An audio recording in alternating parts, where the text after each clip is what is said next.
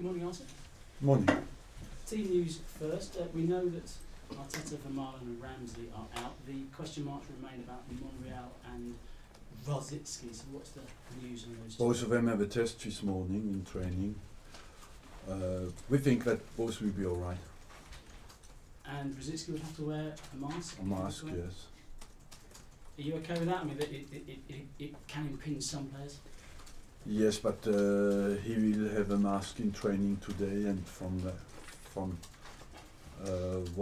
how he feels and what I see, we'll make a decision. Arsenal at home, again at Emirates Stadium. Last 8 games at home, only 1 goal conceded. Is that defensive stability a difference between Arsenal now and a few years ago? Of course, because what you need is stability defensively. You have seen that again against Cardiff. We didn't concede, and in the end, we are always capable to score a goal. That's we know that one of the targets of second part of the season is for us to be strong at home, and recently we have done that, and we want to continue that until the end of the season because there's some big games. One of them is tomorrow because Fulham for us is always a derby, and it is of course a very important game because now we go into a part of the season where every game becomes massive. And just finally for me, let's talk about the game tomorrow. Fulham, they're struggling for form a little bit at the moment. Your thoughts on their season so far?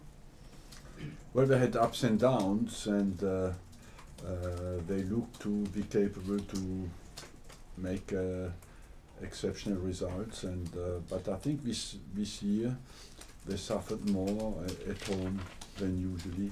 Away from home, they've been quite dangerous, but at home they could not produce this season what they did the seasons before. But I'm sure that they will stay in the league, you know. Yeah. Arsene, we're into the second half of the January transfer window. Are you any closer to a deal for Julian Draxler? No. There was a suggestion that he had a look round here at London Colney at the training ground. Well, that's like with the non-identified flying objects. You know. Okay. Some see them and some everywhere. Some quotes from Per Mertesacker. He says he's curious as to what's going to happen. Yeah, of course. Are you curious as well over Draxler? I'm curious as well, of course. I'm curious, it's my nature, but the transfer period lasts until the 31st of January. Are we close to sign anybody? Not at the moment, I would say no. Draxler said we already have a little German academy. Here? Yeah, here. It's he said true, he said German discipline and talents are appreciated at the club. Is that the case? In general, not only German discipline and talent are appreciated here, yes. What is it about German players, particularly? It's not, you know, it's not about German, it's about talent and quality. At the moment, the quality is produced in Germany, so we are of course interested where the talent is and where the good education of the players is. At the moment, Germany produces top-level players. Is there any news on the new contract for Per Mertesacker and for Bakary Sagna for that matter? We are making good progress, and hopefully we can announce something soon. You're playing against Fulham this weekend. I mean, I hear what you said earlier, but for many weeks you've been linked with Dimitar Berbatov. I mean, can you rule that out? Is there any interest at all in Dimitar Berbatov? You should ask a question, maybe, do I rate Berbatov as a player? Highly. Have we made any approach to sign Berbatov? No. Will you? I don't think so, because we have now Bentner is coming back. We have Yaya Sanogo is making very good progress in training, and Of course, we have lost Theo Walcott, and that was for us a big blow. But hopefully we can compensate, and but we have not made any approach. You beat Fulham 3-1 back in August. Since then, they've changed their manager. Do you see them as a different team now to the one under Martin Jol? They are not different in the sense that they have the same players. I believe that Meulenstein worked with Martin Jol, so there must be a continuity there on a philosophical side of the game. But we have to play them to really know. As far as things are concerned at the top of the table, I mean, you are at the top of the table, but most people seem to think that Manchester City are the team that are the favourites. Yes, it's true. You know that, but I believe that you can convince people by two ways. First, the quality and the consistency, and the quality of the performances, and that's what you want to do. That people make of Man City the favourites or of Chelsea the favourites. We can accept that, but the reality is tomorrow afternoon at 3 o'clock.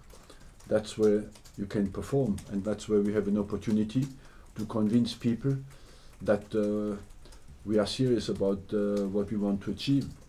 In the light of what's happened at Southampton this week, how important is the relationship between the manager and the person that he deals with? How important is it that is a football person?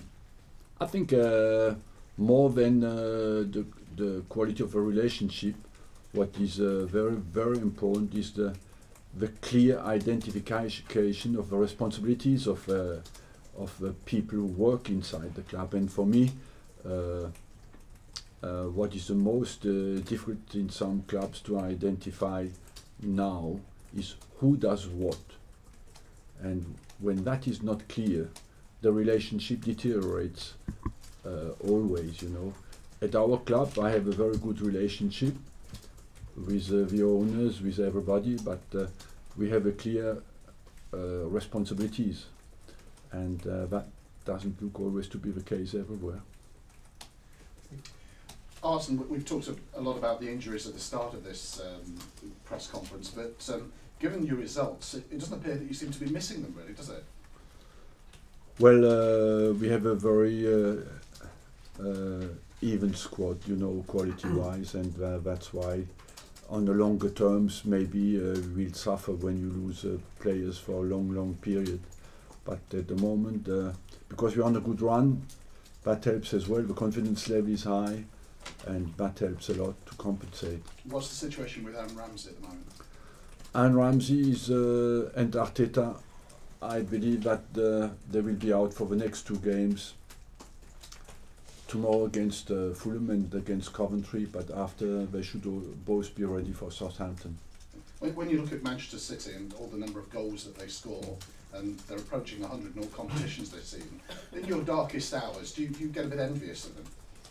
No, I think what is very interesting is what we want to do and how we want to play, and can we beat these teams? It's even greater, you know, because they are top quality, what I acknowledge, but we want to beat them, and therefore, with our style, we need to get all our resources out there in every single game to have a chance to do it.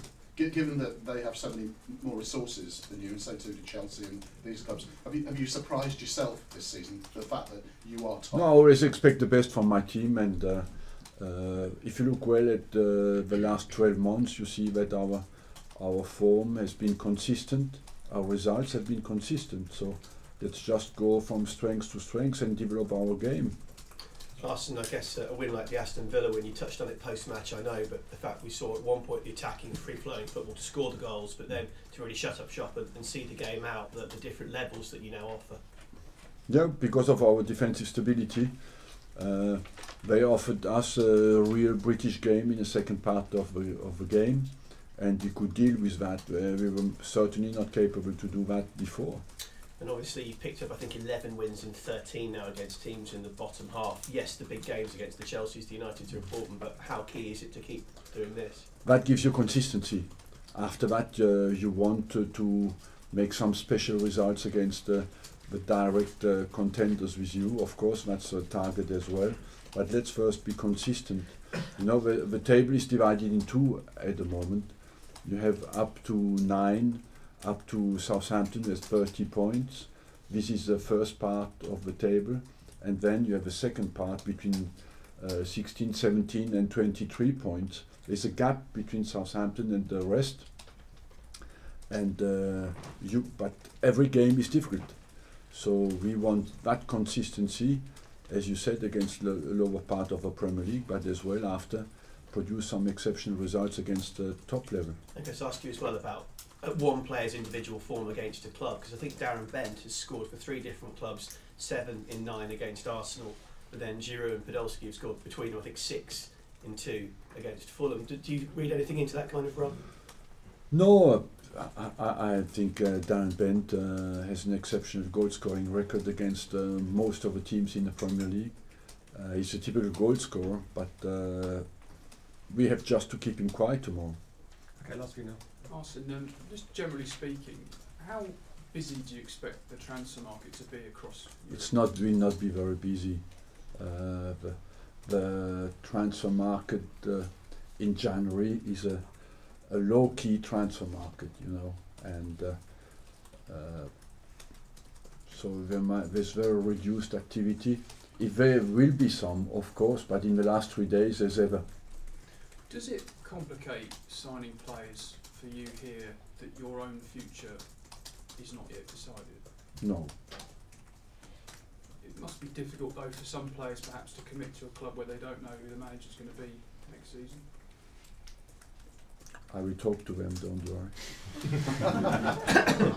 Is there a point, though, where you have to decide on your own future? There's always a point where you have to decide, of course. But for the sake of the club for next season as well, so they can plan. There's a point where you have to decide, and there's a point where you have to make your decision public. So you've already decided? You can take off that sentence the way you want it. Jim? Arsene, this transfer window experiment, it's not worked, just unsettles everyone. We should just scrap it, shouldn't we? In January? Yes. I will have my signature straight away. do you think that's ever likely to happen? Wouldn't it be just better that you start a season before a ball is kicked with your squad, and as soon as you go start to the the first end game, of it? That looks to me normal. It's like running a relay, and in the middle of a relay you change your runners, you know. For me, it's because you can play, if you have played twice a team before the transfer window, you can have an advantage against compared to other teams. What do you think the understanding was it was going to bring in? They thought it was going to, help teams, or give teams a boost. Gives teams a chance who are already convicted, give some teams a hope. But when I arrived in England, the transfer window was open until April. The whole season. It was not a problem. Why did you change it? To create that high intense activity, and suddenly in January everybody becomes nervous. Before it was the whole season, didn't create any problem. Or you scrap it completely, or you keep it open as long as possible until the last 4 games. Mullenstein, he's had a bit of a stark introduction, especially this week with all the Morris and things into management. What do you think he would have learned from his time under Sir Alex Ferguson that he can maybe bring to his fledgling managerial career now? Who? Mullenstein at Fulham. Obviously, this week he's hit the headlines, but because it's a big jump, isn't it, from being a coach to a manager? Well, I don't know. He can explain that better to you. Okay, last two, Lewis. Arsene, hello, good morning. Why is this season that tough, that hard, that close in between all of the teams, in your opinion? Is it because of the money? Is it because there are new systems coming to the Premier League? Is it because of the continuity of some managers? No, because for me it has always been tough, and so that's nothing new. It's maybe a bit tighter you have more teams who fight for it, because every team after the season analyzes the season and tries to improve. And as you said, the financial resources available are very strong in England for most of the teams, and that explains why it's tighter.